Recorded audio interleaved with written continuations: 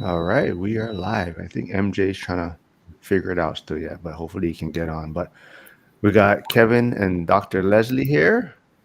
Hey We everyone. got Hey, how's it Matt and going? Jess from Mojo Mindset and What's Jen going and Kenny. on? So welcome. Good morning, everyone. Hope everyone had a great 4th of July weekend. And yeah, Yeah. I've been, doing quite a bit of lives recently, and I've been noticing one of the biggest questions that come up quite a bit is how do couples either get their partner on board or just how do they navigate around, family life and parenting and, working multiple jobs. Hold on. So yeah, so who wants to get started on this or introduce yourselves? I guess we'll start. All Yeah, I right. can start. I'm Kevin. This is my wife, Leslie. That would be me, your wife. So Yeah, we have a couple. I feel like this is a really good live stream for us to join because we have a couple businesses together. We have a real estate development business where we renovate and hold properties, and a lending business. I also have a separate business. I own a recruiting agency, and Kevin still has a 9 to 5. And we have a young son. He'll be 2 tomorrow. So lots of navigating and balancing as it relates to business, finances, and family. I think the biggest thing is we split up our work. I do more of like the front facing of everything. Like I handle the contractors. I try to find clients for the mortgage brokerage we have, and she does more of the back office because she's a beast at systems. Straight up, like my wife is amazing at Oh, thank systems. you. I am not that detail oriented. Uh, I fail horribly Not at horribly. systems, but she teaches me her ways. Yeah, I agree with that. So it seems like you guys complement each other well. Do any of you other couples maybe face like different, still in the process of trying to figure out how to navigate things? Oh yeah, I think I hear you, Kevin, because I'm like that. I'm like the dreamer, and Jess is sort of the integrator. She kind of is like, you didn't really think about that process all the way like to how we implement it. It's just like these ideas that we just thrown against the wall, and so that definitely resonates with us and our dynamic. What about us, Kenny? You want to speak to that? Uh, well, you're the more front-facing one, um, and I'm the more the behind-the-scenes guy. I'm the one that underwrites the deal, does the bookkeeping, um, basically all that stuff. Jen is the one that reaches out to agents, deals with basically anything dealing with people. Jen does. Yeah, Jen tries to say she's an introvert, but I don't really believe her because I mean she's always trying to reach social media people, trying to get them on Michael Zuber's channel, and it seems like she's trying to wholesale and talk to agents and things like that. So, Kenny, do you really think she's an introvert? No, I no, am. There's a place where there's like, what did you call me, Kenny? You said I'm the extrovert of she's introverts. yeah. Mm. Yeah, so I don't have a social media presence. I'm not posting. What do you call those, like lurkers? So I'm more of that. But behind the Yeah, behind scenes, the I scenes. don't mind, talking to people and approaching them. But I'm not. Yeah, I don't flash at all. I'm a little shy in that aspect. So yeah, Kenny, I think said it the right way. I'm the extrovert of the introverts. I think Leslie resonates with you because her social juices can run dry. It's like an intentional thing. Like you can turn it on, you will turn it on. You prefer to turn it off as soon as you can. Yeah. Well, I just Yeah. want to remind everyone that Mojo Mindset, I put his YouTube channel in the comments, and Real Estate Brew, I put there. Kevin and Leslie also have a YouTube channel. So go check them out, go subscribe, help them out. And Jen and Kenny, are you guys working on a YouTube channel yet as a couple or?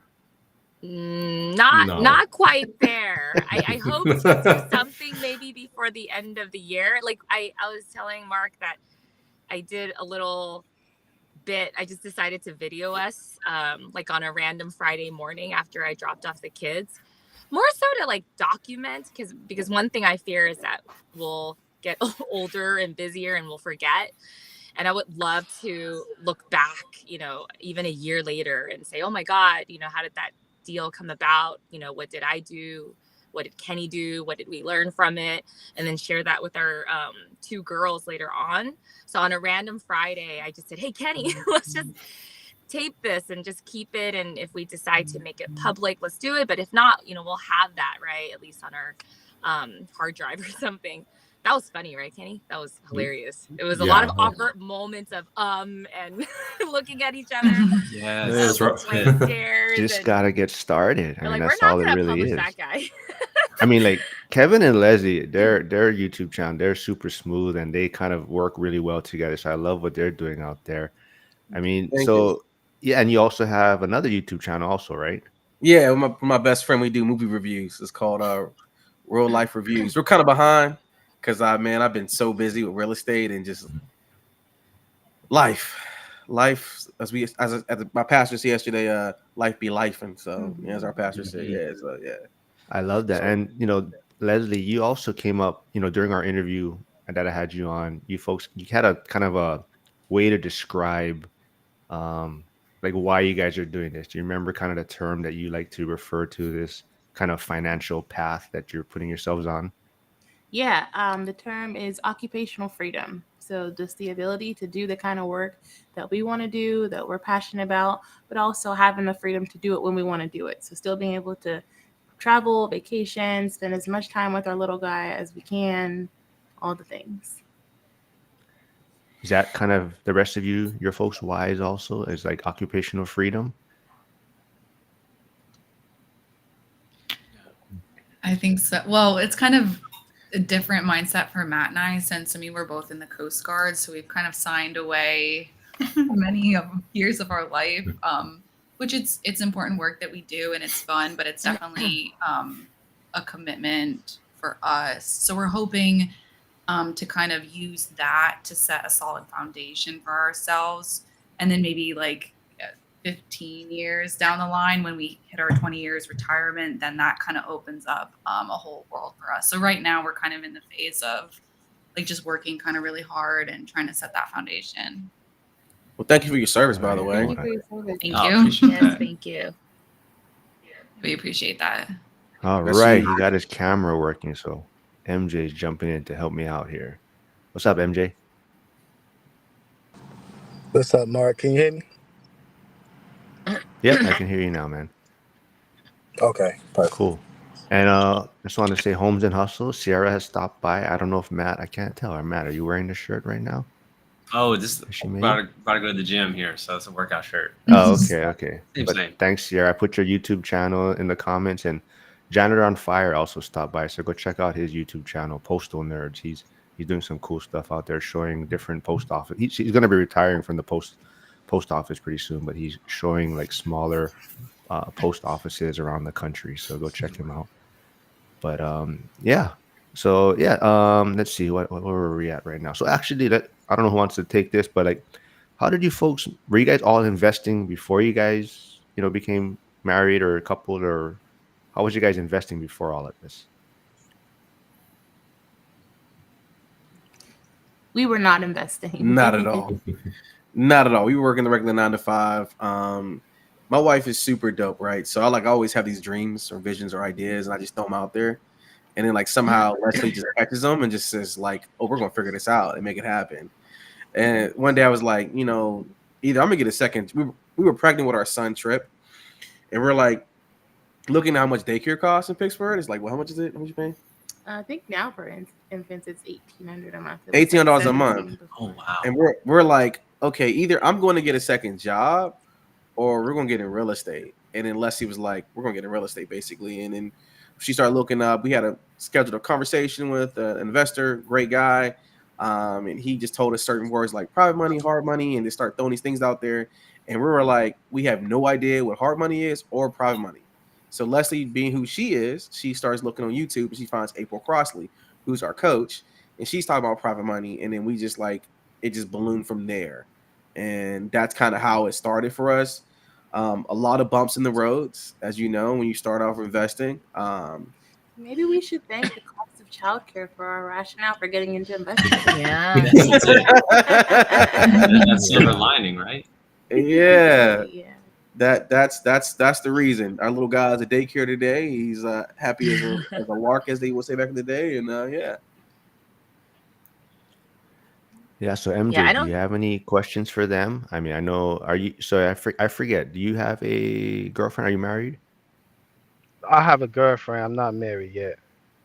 So is there? So the How's that answer, relationship investing wise? right. So next month will make 3 years of us being together, Congratulations. and thank you.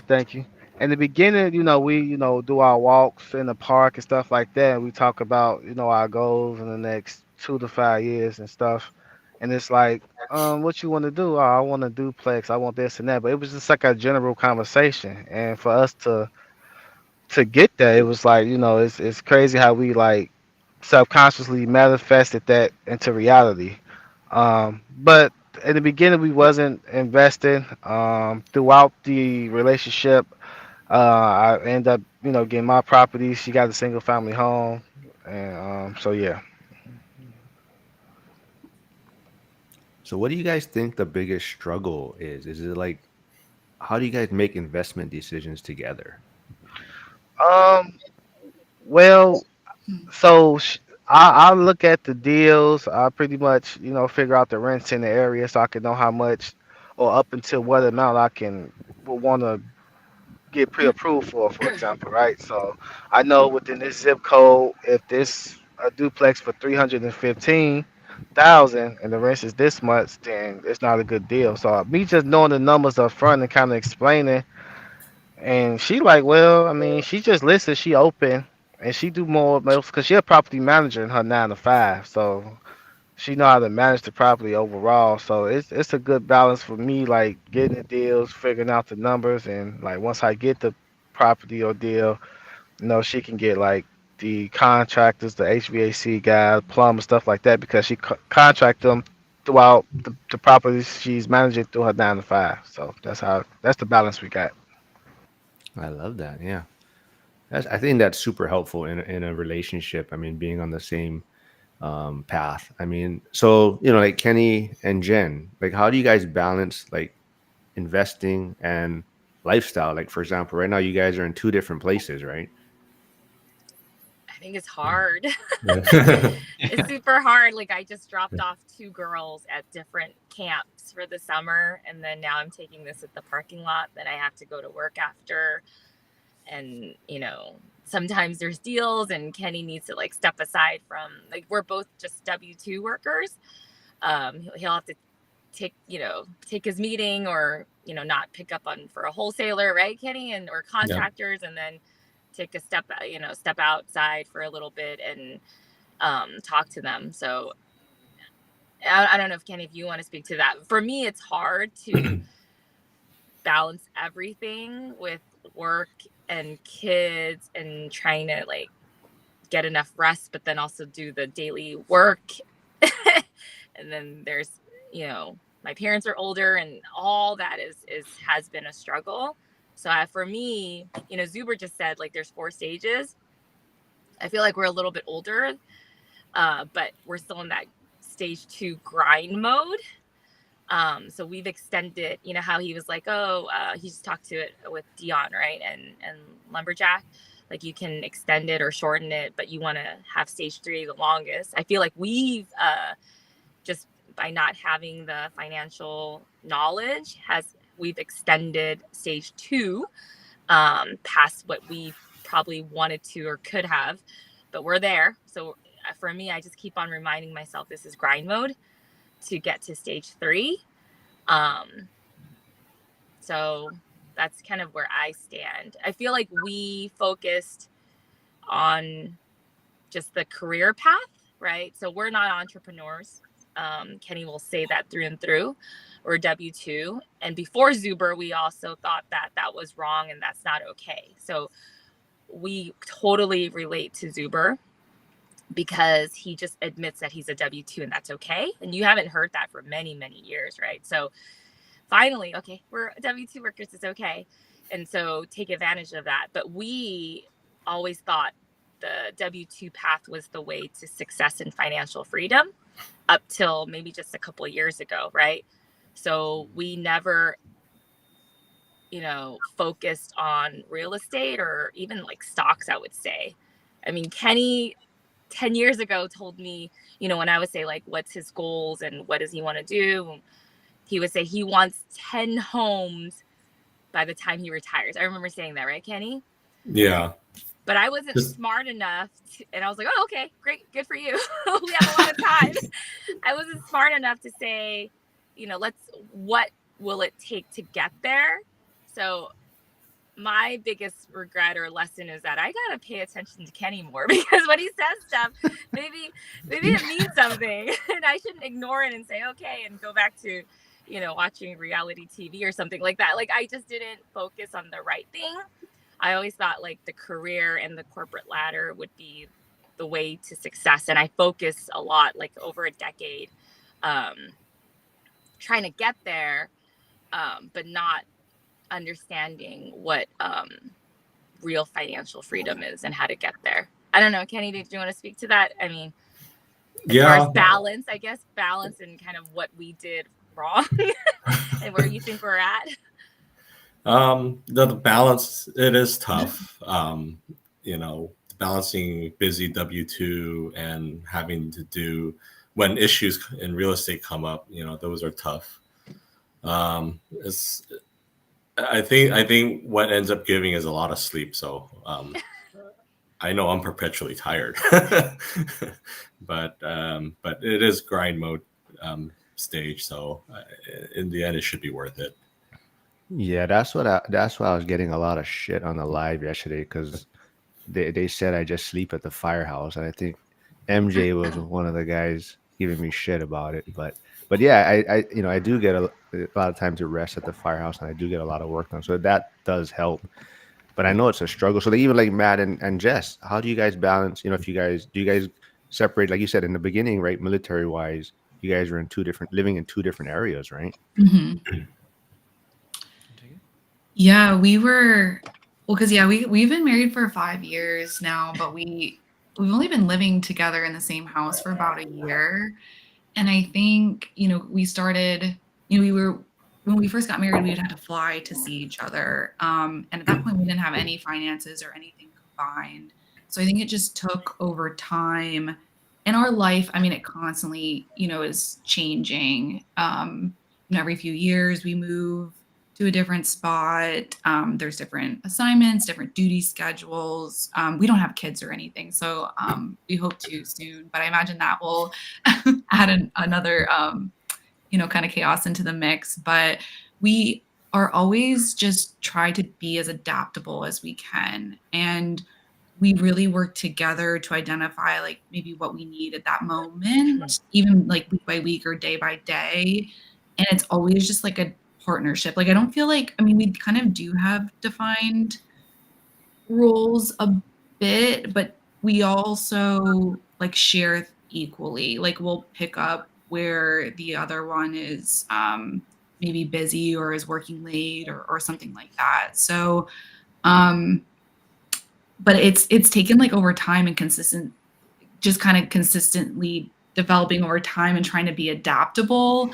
Because I know like our life now is not going to look the same as it is in 3 months and everything. So it's like we're never really in a routine, which can sometimes be a downfall, because I'm like, I want to get in this routine of stuff, and that's always a struggle. But it's just kind of like accepting that that's a part of like our kind of our life is it's ever changing, and to just not be like too focused or like too hard on ourselves, and to just try to remain flexible. I don't know. What do you think? Yeah, I think that's it. Kind of like what Jen said, is that season 2 of grind mode. Like, we just accepted that this grind mode is going to bring some uncertainties, some changes, and just be flexible. And as long as we're really just realizing that we can do it together, then that's all you can kind of push through this season, if you will. Yeah, and I think go ahead.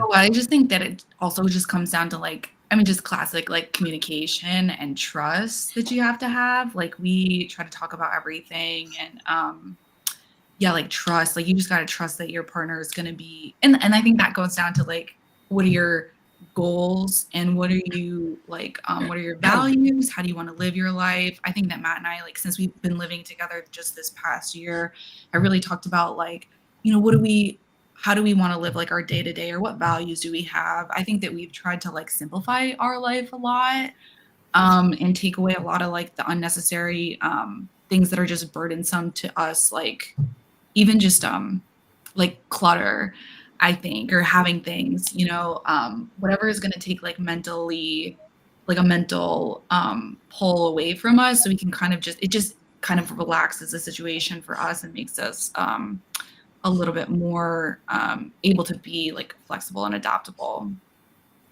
So So I want to give a shout out to old guy REI Frank for stopping by, and he's another great person I should have tried to get on. But like him and his wife, they lost everything in the 2008 crash, real estate wise, and they kind of just got back in the past few years. So it was a struggle for them.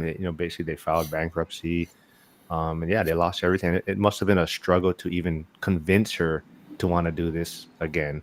So shout out to him. Go check out his YouTube channel. I put it in the comments. And Chris, Invest LYH, just stopped by. He also has a good YouTube channel. He does a lot of economics in the Lynchburg area, but he has a question. So maybe Kevin and Leslie can tackle this one. So has anyone talked about working with their significant other? What was the task allocation like? Did someone take care of day to day and someone else take care of the large picture idea? So you kind of touched on this, but maybe you can go a little more in depth about it. Yeah, so I would say we definitely ended up him being more front face, me being more back of the house, just because that's our different strengths.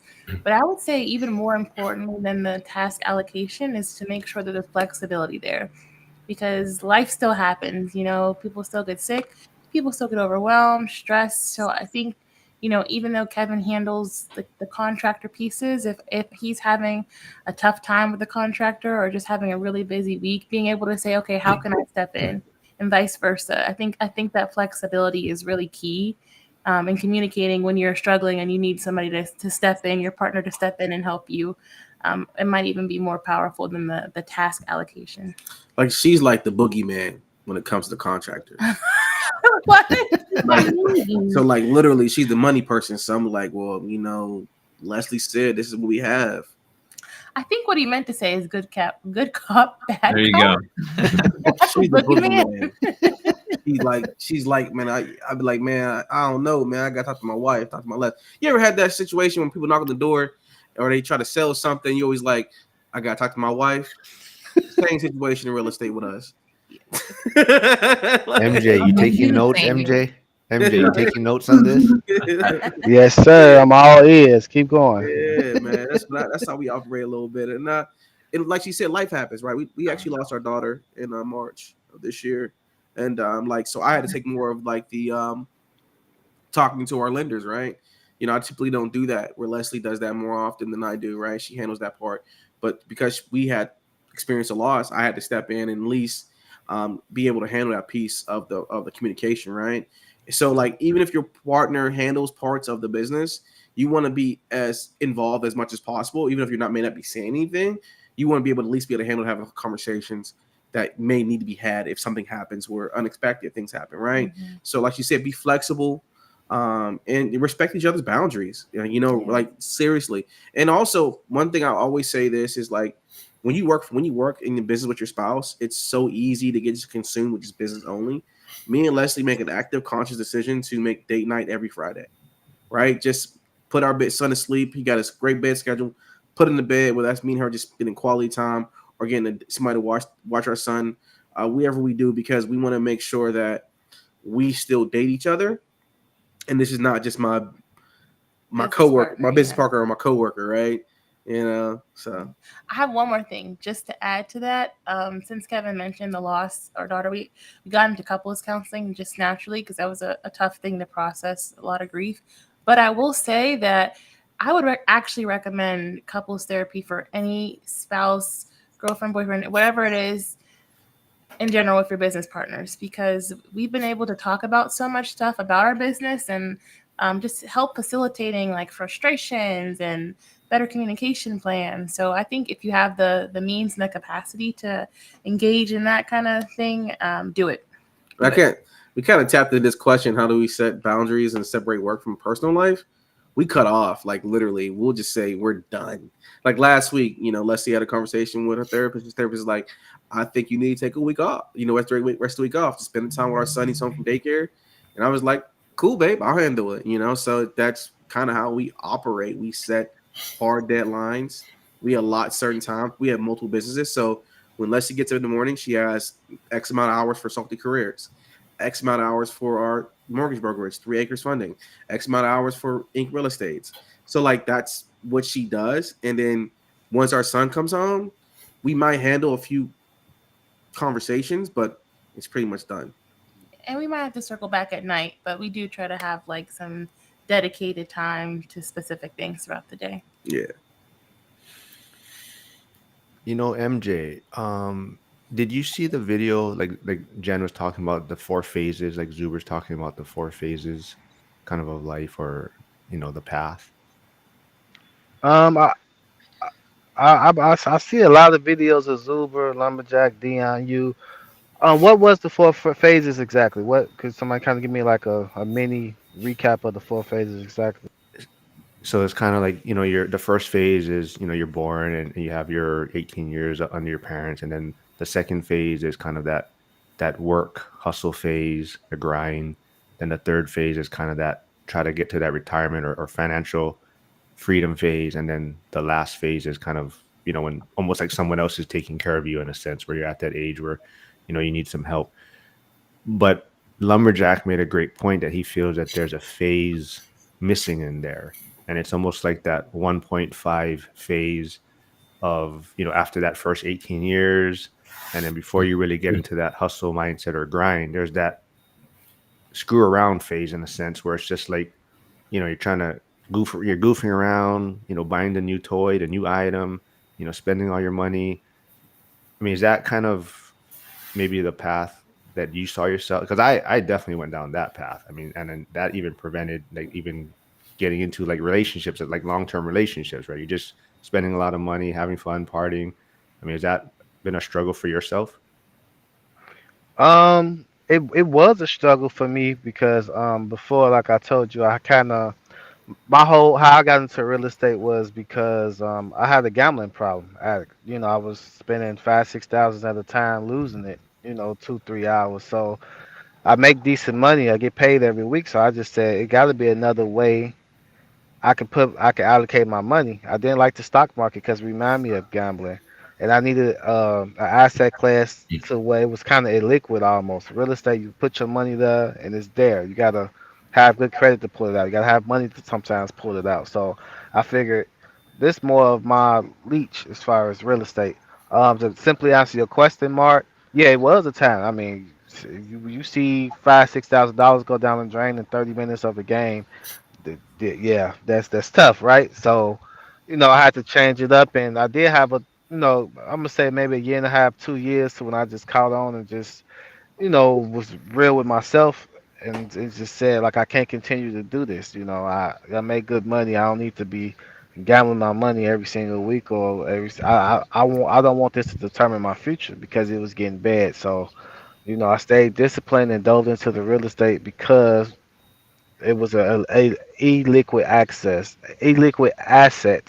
so I didn't have the easiness to get my money back out the deal, or like I said, to get money out of real estate as far as buy and hold, you gotta get a second mortgage, a HELOC, etc. So that take time. That take credit pulling. That take money sometimes. That take a good credit score. So I'm not gonna do all that to get my money out, so I just leave it there and just play the mid to long term win. But I did have a phase where I was just blowing money and not really trying to figure it out. I guess essentially. Yeah. As usual, Dion finds the blind spot, right, in someone's theories or whatnot. So yeah, I think it definitely. I think most of us. I mean, I'm speaking for myself, but I think we've all gone through that kind of 1.5 phase where you're not really thinking about the investing or long-term future and whatnot. But Invest LYH says, yeah, he thinks it's excellent advice for anyone cutting off all investment activities for the most part for a while to recover.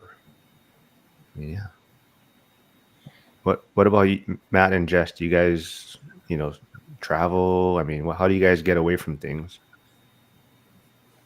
How do we- Driving your Yeah. Tesla and Yeah, making no, we Tesla videos.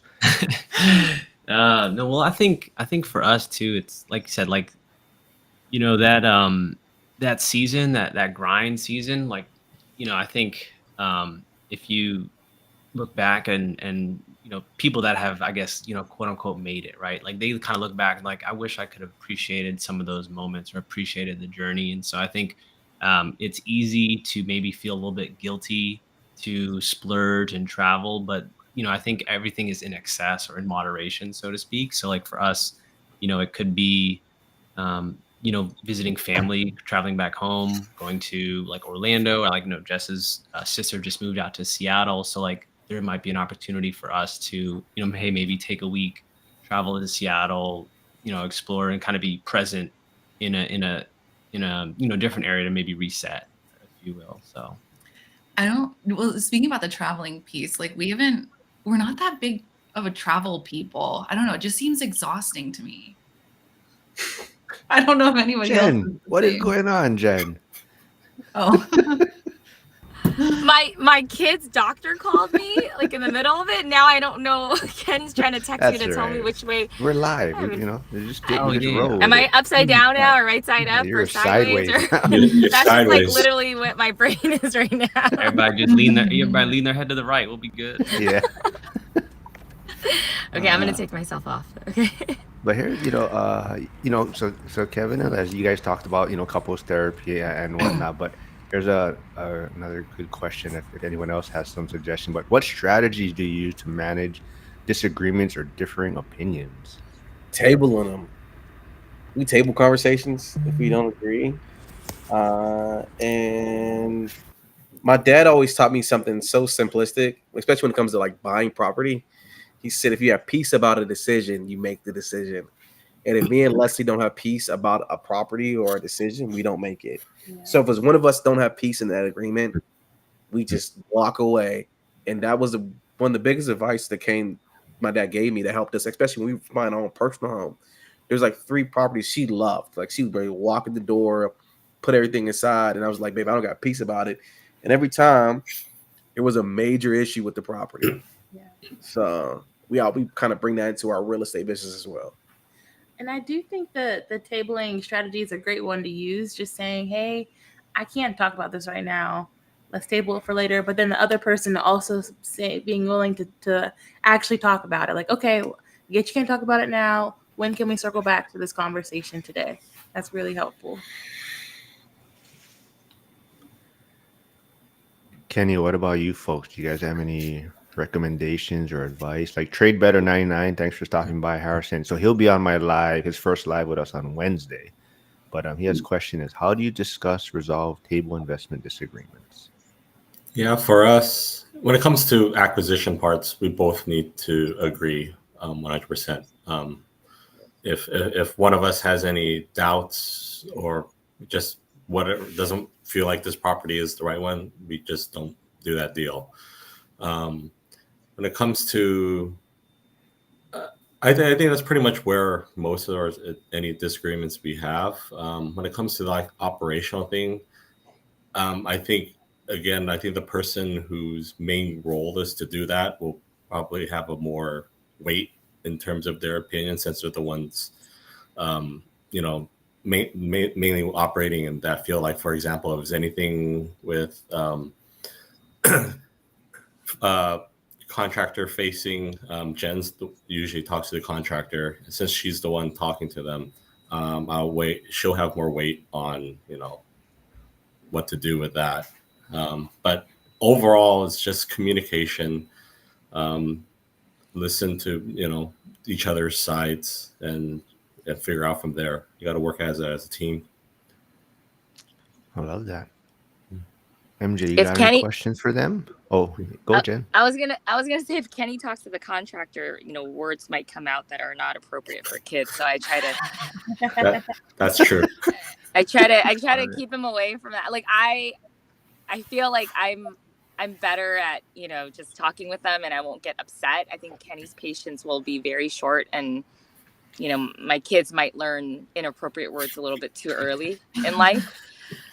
Yeah, but I was gonna say one thing I we talked about in when you interviewed us, Mark, was also that, you know, we have our separate like roles, or we know what we're, I won't say good, but maybe better at than the other person.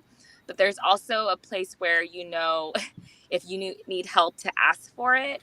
I recently came to a spot where I forgot what it was, but I think I was supposed to talk to a contractor and get something fixed, but I couldn't figure it out and I couldn't close it for the life of me. And, you know, I was really struggling with it. I don't even remember what it was now, but I think I just decided one night to talk to Kenny about it. I don't know if Kenny remembers. And then he closed it for me in like 5 minutes. He's just like, oh, that's an easy decision. Just do that. But it took me forever to figure out. And I was questioning, am I doing the right thing? Should I go with this contractor, go with that contractor? Don't do this part of the job, wait until later. Oh, maybe as a designer. And Kenny's like, just take care of it like right now. Just do it all at once, because if you have the contractor come back a second time, it's just going to be much more. So let's just do it up front. But it took me forever, and I still came out of that not knowing exactly what's the right thing. So I guess my point is that even if you're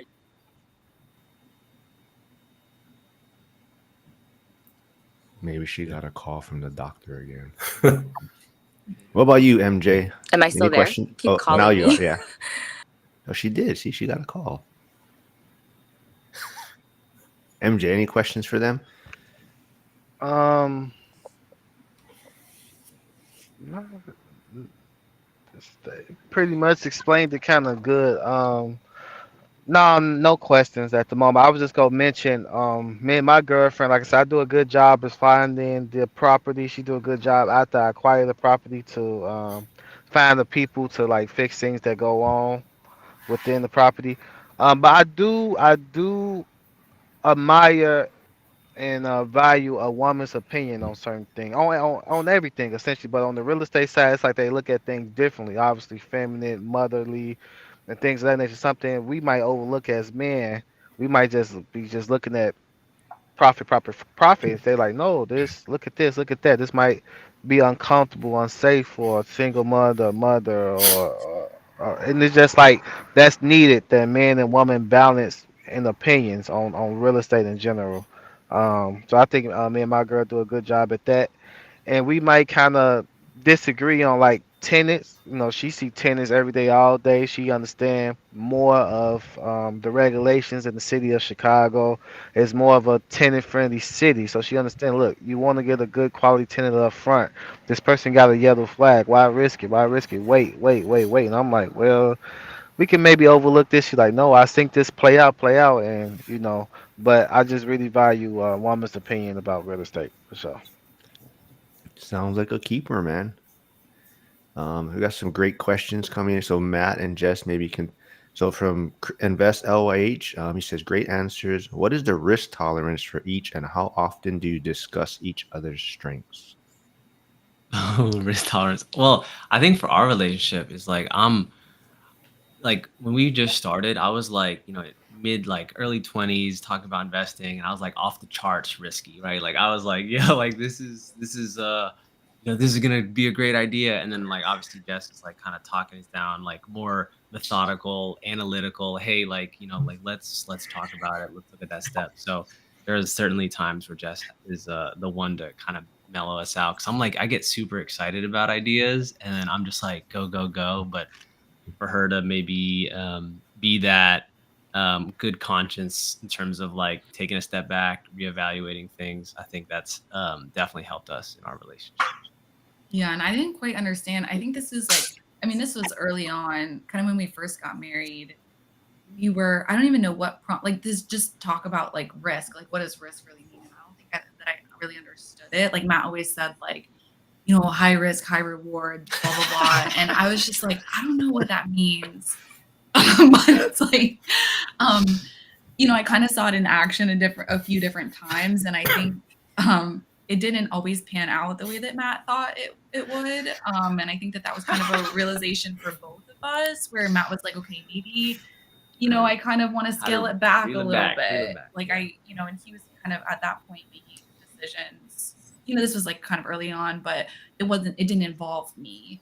And I think as over the years when we've combined finances, I think Matt and both of us realized like whatever one person does, whatever mindset they have, it does like affect the other. So we've kind of tried to like meet in the middle a bit, and just definitely discuss it if there's something kind of big that we're heading towards. I think Invest LYH is enjoying all your guys' responses to all of this. I think he's been through all of this. But Yeah, it's the but truth. Kev, yeah, before we move on to the next one, Kevin and Leslie, who would you say is probably the risk taker in your guys' relationship? It's funny you asked that question. We're kind of both are. Yeah, we both are in different ways. Because we first got our first property, we bought it for $22,000. It was Oh wow. It was like the house needed was like a it needed whole, everything. Like the roof was coming down. Like there was a hole in the roof. There was snow in the property. there's literally snow in the property when we bought it, and we were like, "This looks great. Let's do it." And we're like gun ho, doing it all. It's beautiful property. Now we're like, I don't think we'll ever do that again. I don't know. Kevin had us walk through a property the other day that was like a huge rehab. Total gut beautiful job. though. Literally dead rats and rat poop as soon as we walked in. Yeah, dead rats in the rooms. It was kind of dope. It's a 3-unit. So I'm like, we have a property right down the street. I'm like, I know the ARV. I know the potential. I'm like, let's buy it, right? But yeah, we're pretty much the same. I think he's riskier with that. I think I'm riskier with trying new things.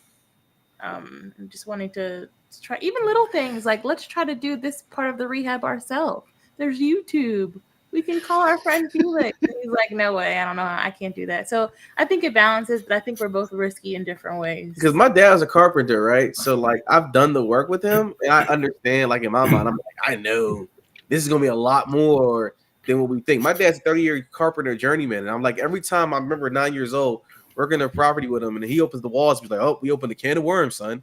And I'm like, that's embedded in my brain. So I'm like, yeah, it looks easy. It does. YouTube makes it look great, but I know when I open these walls up, there might be something I can't handle. So that's why.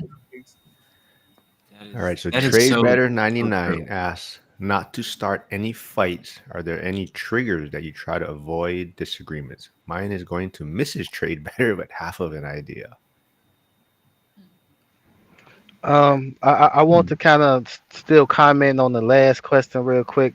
As far as numbers and risky, obviously I was very risky gambling, a lot of money, tens of thousands of dollars at the time.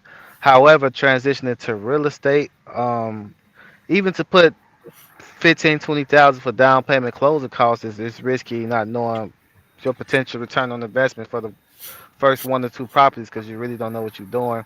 Right now, though, I'm kind of very conservative, and I do agree with a lot of the banking ideas and regulations. Like, for example, even with the 5% down for 2 to 4 units, if you own a property, you need 6 months reserve. I think that's excellent because things do happen, hiccups do happen. There's a lot of big ticket items in real estate, roofs, sewer scopes, stuff that can cost you 10, 20,000, and a lot of people just don't got that money just to have it to repair these things. So I think it's a happy balance, happy medium. Obviously, you want to be a visionary and see this and that, but do your numbers alterly conservative. And I do agree with the banks. They got the big statisticians on their team, psychiatrists. They got the big team of everything. So I just want to piggyback off them. They've been doing good over hundreds of years. So just be conservative, in my opinion. And risk tolerance needs to be a good balance. So that's it. Yeah, Matt, you're going to say something? Oh, no. I mean, I think that's good. This question I had was kind of relating to when Jen talked about that season 2, and then we kind of identified like that 1.5. I think for us, seeing maybe talking with our peers and maybe friends that we have, couples we have, is the question I like to ask is, do you guys recall that moment that help you shift from 1.5 to 2 in terms of like getting on the same page financial literacy, kind of understanding. Because I think a lot of people get hung up on the kind of 1.5, and they stay at 1.5 until it's not really too late, I would say. But I think that realization was key for us, and I was just curious, do you guys recall what point that was? Life event, something you heard, was it exposure to a mentor that you didn't even know you had a mentor in? I don't know. Let me add to that real quick. I mean, was there also like, did you guys have to find new friends? Did your circle change? But yeah, Yeah, I'll go quick. I'll go fast. I kind of mentioned it before with the gambling problem I had. Oh, with my friends, they didn't know. I didn't want. That's embarrassing to lose a lot of money that quick, so I wasn't telling nobody. I only tell them if I won, though, of course, right? But my 1.5x to two was just one time just losing $6,000 in 30 minutes. It was just like I got to do something different, and I just luckily it was the pandemic, so I was kind of housebound, and I just kind of ran across real estate, and I just went with it all the way. Just to keep a long story short, that was my 1.5 or two. I don't think I've ever had a 1.5 stage. I think that, I grew up with not a lot of money, and I knew if I messed up, there was no cushion. There was nobody to fall back on. So I think I was actually the opposite, where I was like, too, like must save, no credit card debt, like must grind really hard, or else, I'm gonna be homeless. I always had that fear of just not having it and working so hard to have it that I don't think I had that stage. And I feel like most of my friends, I did have a lot of friends. I remember like right after grad school, I had friends that were going to Vegas every other weekend. I was like, that must be nice, but they probably don't have an emergency savings account. So I don't know if I can. I know you looked at me. I don't know if I can relate to that stage. I don't think I can either. I've been homeless, so like me being homeless at like 19 and have to make a decision to go to the military was like real for me. So I've kind of always been like hesitant to like make a bad decision. well, let's stay there real quick. Is that maybe why April Crosley, your mentor, you guys connected with her? Because I know her story is right. She was like a single mom at a young age, and that kind of is how her journey started, right? Yeah, I think that's a big part of why we connected. Similar backgrounds, similar goals, similar values. fears. Yeah. And like that's why me and my wife are very like huge components on like having a coach. I know a lot of people are kind of not against it or not a fan of that because as everybody says they're coaches and not coaches, right? The whole YouTube world shows you how to make $1 million real estate in 6 months. Like that's not realistic, right? Talking about the 20-year-old life coach. Huh? Yeah. Talking about the 20-year-old life coach. Yeah, like it just doesn't. So like I was like, I'm not getting this unless we have somebody who's done it before who can tell me which way to go, which way not to go. Same drawback. My wife would like to go in the house, do the YouTube and fix his properties ourselves. Where I'm like, I'd rather go in there with my dad, who's a carpenter, and if something goes wrong, he can tell me how to fix it. And I ain't got to sit here and type on YouTube and say, how do I fix this now? Yeah, so I think having a coach that you connect with on the value level is important. But I also just even kind of connecting it to the risk question and something that MJ said. I don't even consider either one, even though we can take on risks. I would never consider either of us a risky investor. I think we're educated investors. And we still have that mindset when we go into a project like, will this be the project that causes us to lose everything? That causes us to not be able to pay for childcare? And like that's as long as the answer is no, then we can approach it. Yeah, that's kind of how we approach it, man. I just feel like we kind of stayed in that bubble. Mm-hmm. I like my bubble. I like safety. Yeah, I like the bubble too. At least while we, yeah. I'll save that tangent for another live, but yeah. Well, April Crosley spoke highly of you too. She said you guys are some of her favorites, and she was on Zuber's school community with a live session. I said I interviewed you folks, and she spoke highly of you. And she talked. I guess she's investing in mini cows too now or something. Yeah, that's pretty dope. She talked about that. And then Trade Better 99 actually was in that live, and he basically made April Crosley cry with his question because it really touched her. He kind of asked her like about her story and how did she balance the grind but also family, and yeah, it really affected her, and she kind of dug deep and told her story, and It was a really touching story, but very motivating. Yeah. But yeah, so Kenny and Jess, what about you folks? I mean, Kenny and Jen, did you guys have to change your circle or anything, or how did that go for you folks?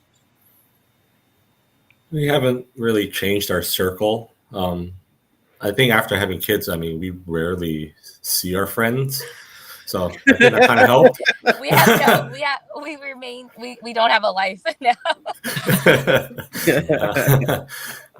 So they actually don't know we invest in real estate.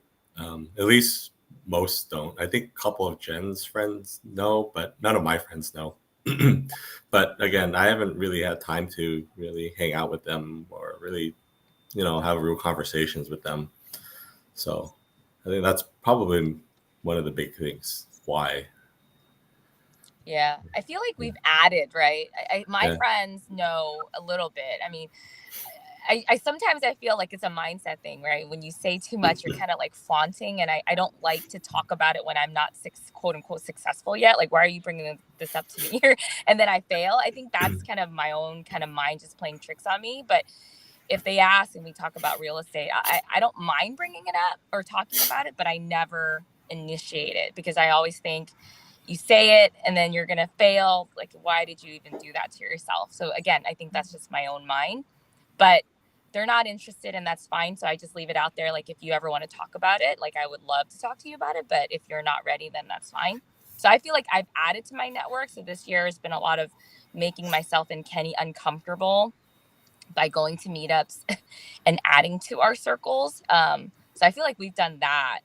But, I know Zuber talks about get new friends. So we've done that. And like, I think he kind of implies maybe leave your other friends but we haven't done that. But I think we've added to our circles. And I was going to say for Matt, like, I feel like our 1.5 to 2 was just the kids and COVID and just making we were actually really fearful because we're in California, so the whole city and state shut down. We were both really afraid that we would lose our jobs, and we've cycled through the 2009 2008, and we also thought we would lose our jobs, but that time we were a lot younger, so Kenny and I just thought, ramen, spam, we're okay. But this time around, we had our younger daughter was like 9 months. So then it was about like giving them fresh food and milk and formula. And that became our priority of why we shifted, I would say. And then since being on this journey intentionally, Kenny always says intentionally, now it's just about wanting to spend more time with them and realizing my eldest is like 6 years old. So like in 10, 12, not even 10 years, but like in 6 years, she won't even want to be associated with me. So and want me to drive her around. So kind of really trying to capitalize on that time and getting us there so we can spend more time with them. And then once they're older, they're not going to want to, be with us, right? It won't be cool. So I think for me, that's kind of why I'm rushing maybe too much sometimes, to try to get there so then I can be. So I feel like for us, it was just feeding them and the essentials and now just being with them and being close to, have that bond. Kenny, will you agree with that? Yeah, I agree with that. Yeah, all great points. And so Trade Better 99 says, talking about risk again, I could see Matt say risk is just a word in the dictionary. Then, of course, Matt follows up with profit comes before risk in the dictionary.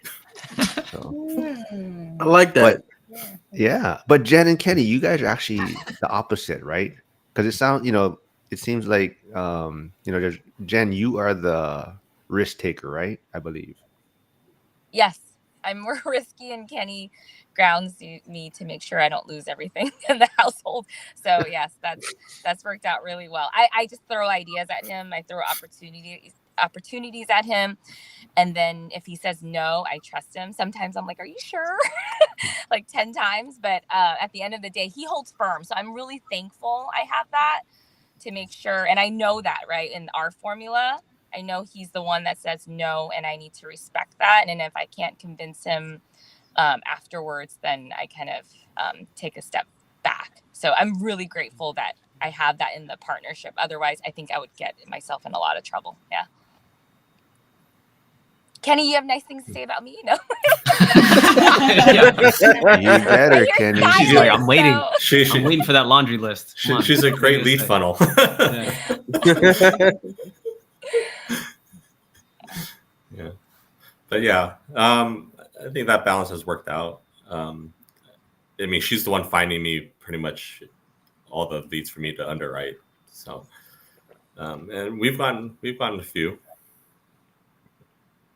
Yeah. So yeah, it's been good, and I would say I have to drop in like 3 minutes. I have a meeting, but I would say that it's made our marriage stronger. I would say.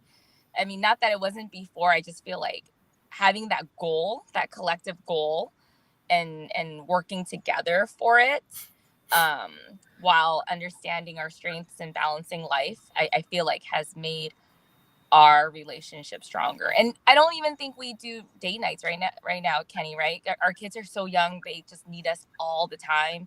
Yeah. And our work is so demanding, and just other family stuff, that I think our bonding is when we spend like an hour in the morning before we go to work, and then an hour at night or a couple hours after the kids are asleep before we go to bed, just talking about real estate.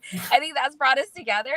We don't even have bandwidth or anything to like do outside for just the two of us. But I think just talking about our girls, talking about what our lives will be 10 years from now after we do the grind, talking about real estate, talking about deals. Personally, for me, I don't know how Kenny feels. I feel like that's made our marriage a lot stronger and our relationship a lot stronger. Yeah, I agree with that. As for the date night thing, I think our ideal date night is just sleeping. Sleep. Yeah, like for funny. Mother's Day, he's like, "What do you want?" I'm like, "I just want to be alone and sleep." And then for Father's Day, what do you want? It's just basic stuff that you take for granted when prior to being so busy with life, right? What life brings you. Yeah. All right. Well, before Jen bounces off, then is Jen an introvert? Do you guys think she's an introvert? I think she's like Leslie. She's an introvert, extrovert. Like she's both. Extroverted, introverted. Extroverted, introverted. Yeah, she knows when to turn it on, when to cut it off. That's all. 100% extrovert. Playing devil's advocate here. Yeah, that's what I said. He's right through it. All right, I have to go. I appreciate you guys. Thank All right, you, Mark. thanks, Jen. And thank you, We'll see everybody. you on Nice to meet again. everybody. Yeah. All right, thank you. Bye. Bye. Yeah, well, if you guys can, we'll maybe go like 5-10 more minutes. I gotta bounce. I gotta actually work today, MJ. Even though you think I don't work, but Surprising, man. You getting that easy fire money, man. I wish I would have been a fireman.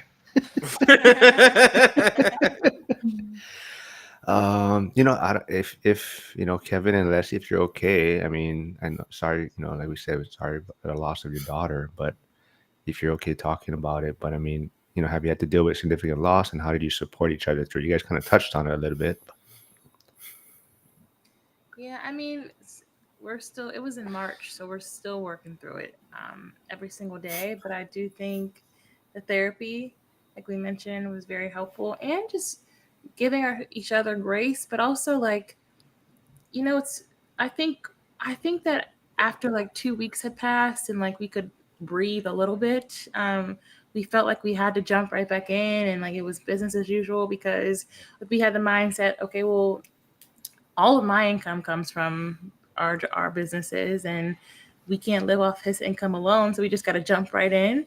And I don't think that that's the healthiest thing to do. I think you really have to think about having conversations with the people that you work with, your lenders, your contractors, your coach, and letting them know what's going on, filling in the gap where you can for each other, and taking the time, because there's some losses where you can't just jump right back in. It's not going to help your business. It's not going to help your marriage.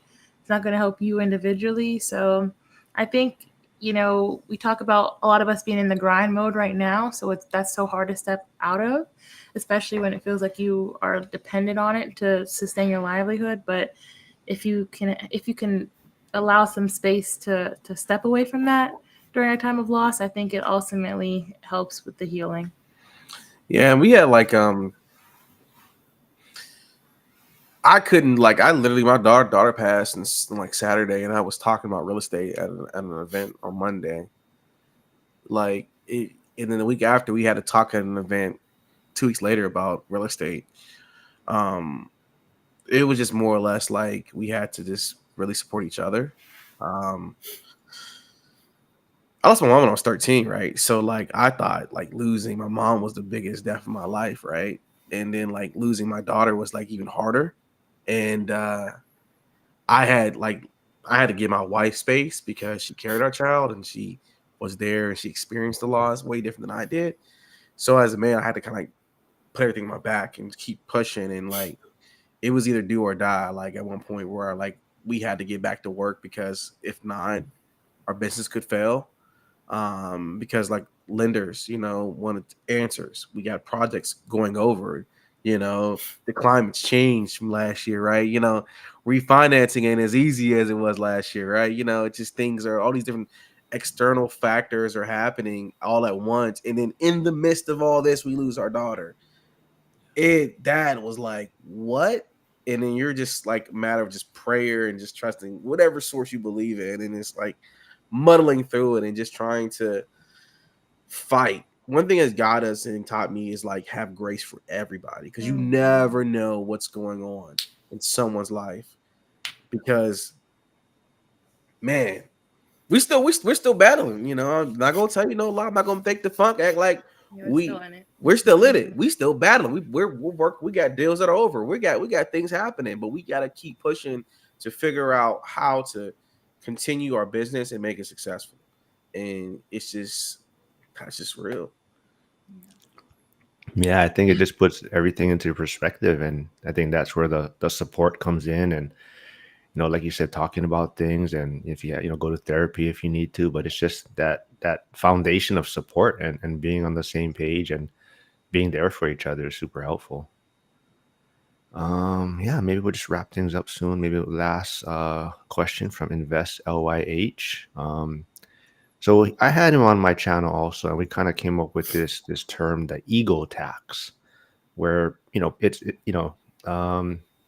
it's expensive having an ego. As far as you're worried about what people are thinking, what you're doing, whether you're making the right deals, whether you're doing the right thing. So it's kind of a expensive place to be if you're worrying about what other people are thinking of you, and it's kind of a high tax to pay. So have any of you encountered something like that?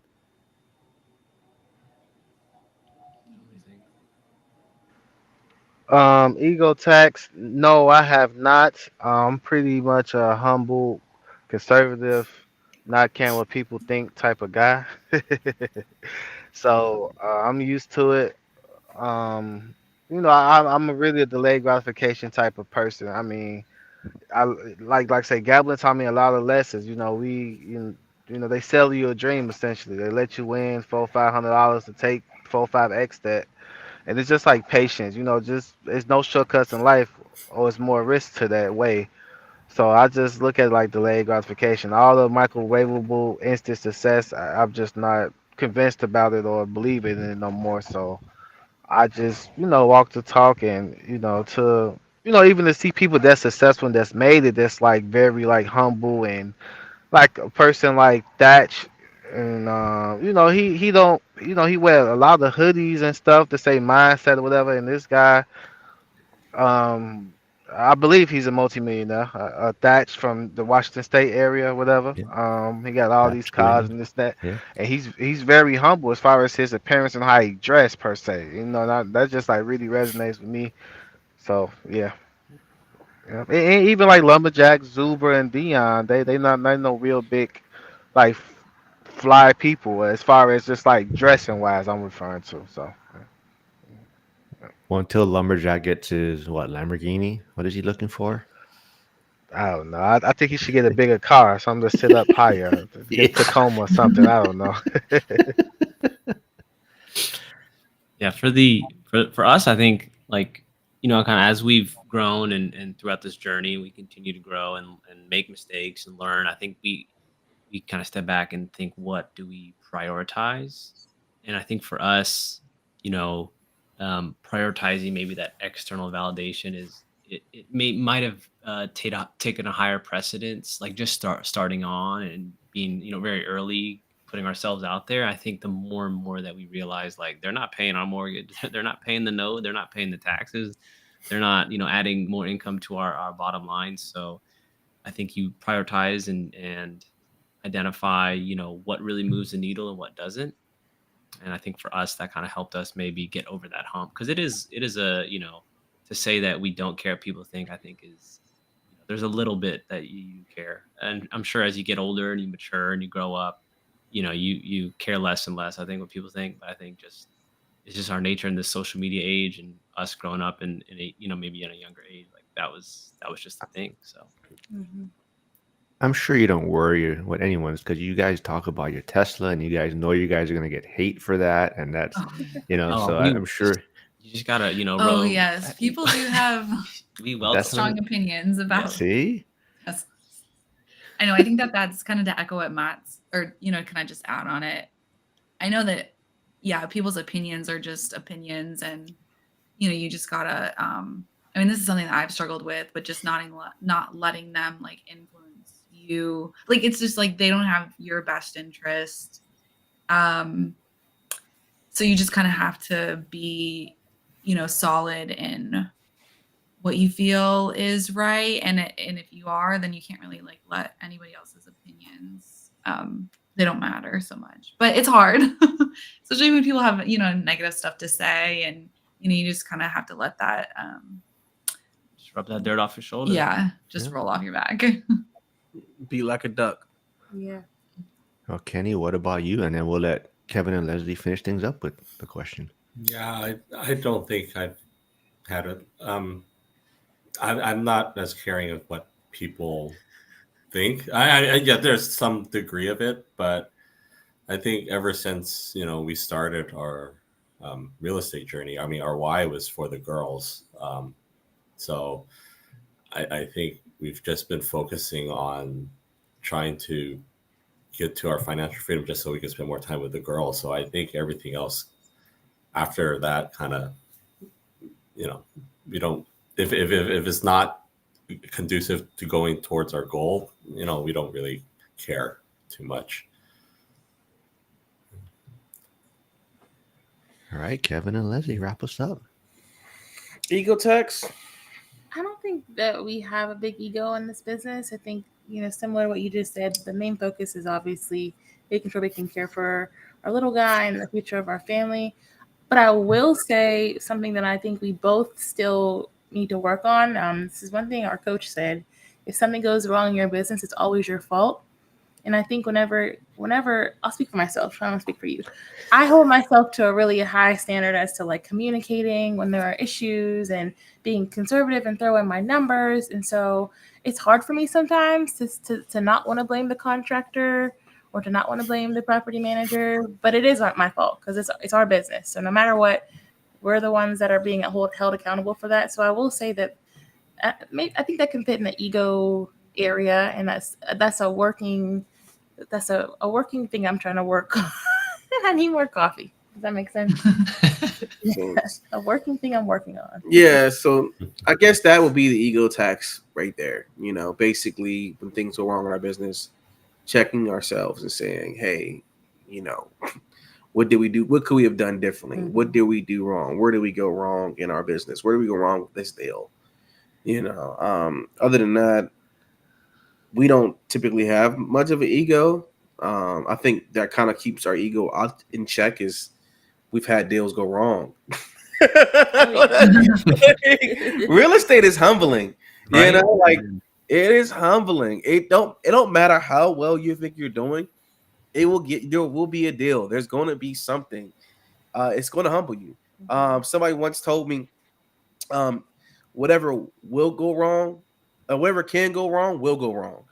That's what I've learned. Well, and in you guys real have a estate. video on that, right? So I would Yeah. go check out your guys' channel. You guys talked about one of your deals and how, cost was a lot higher than you guys expected, and there was a lot Yeah. more renovations and a lot of Yeah. obstacles. And yeah, you guys put it out there and showing people that, you guys are doing the work. So, I love that. But the one thing I want to say is, I definitely admire what all of you are doing, just because I do have a son, but it's like I'm able to make decisions on my own as far as investments, right? So it's easier for me. I don't really have anyone to have to run things by, or I can make the decision. You folks all have someone else that you're on this path with, and it definitely can provide different challenges, I'm sure.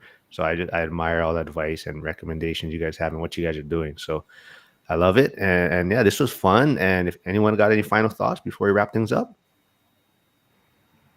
Yeah, real estate is very humbling, and no matter kind of how much money you got, it's always something to spend or buy or whatever. So it's like it helps you.